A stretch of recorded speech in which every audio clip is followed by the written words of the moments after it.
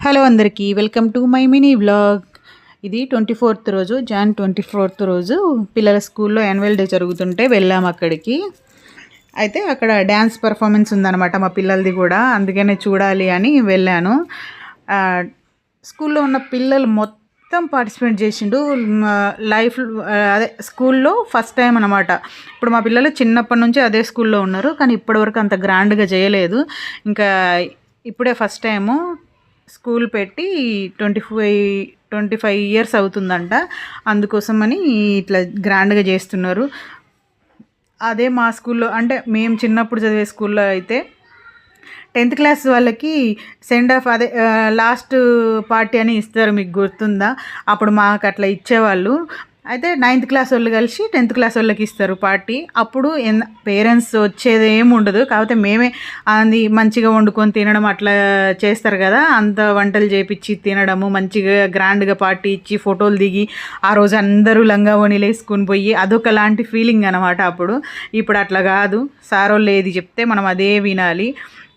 Uniform అంటే యూనిఫామే, normal dress అంటే normal డ్రెస్సే. ఎంతైనా అప్పటి రోజులే బాగుండేవి. గవర్నమెంట్ స్కూల్లో అయినా కూడా ఈ ప్రైవేట్ స్కూళ్ళల్లో డబ్బులు ఎక్కువ తీసుకుంటున్నారు, కానీ చదువు పర్లేదు, కానీ ఎక్స్ట్రా ఇవి గేమ్స్ కానీ ఇలాంటివి ఏమి ఎక్కువ ఉండట్లేదు. వేలు కట్టి చదివిచ్చినా కూడా వాళ్ళకి అదొక మైండ్ ప్రెషర్ ఉంటుంది కదా. పిల్లలకి ఎప్పుడూ చదువుతూ ఉండడం కంటే కూడా పైన ఎక్కువ గేమ్స్ అలాంటివి కొంచెం ఉంటే మంచిగా అనిపిస్తుంది. ఇక్కడ డ్యాన్స్ చేసేది నా కొడుకు అనమాట, అందుకే అంత వాడినే ఫోకస్ చేసి వీడియో తీసుకున్నా. ఎంతైనా పేరెంట్స్కి అదొక ఫీల్ కదా, నా కొడుకు వేస్తున్నాడు, నా కూతురు వేస్తుంది అని.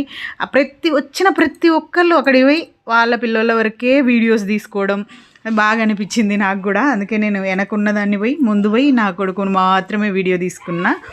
ఇంకొకటి, స్కూళ్ళల్లో ప్రిన్సిపల్ మంచిగా ఉంటే మిగతా వాళ్ళంతా సెట్ అవుతారు అంటారు, కానీ అదంతా కాదు. ఈ స్కూల్లో, మా పిల్లలు చదివే స్కూల్లో ప్రిన్సిపల్ చాలా మంచి వాళ్ళు.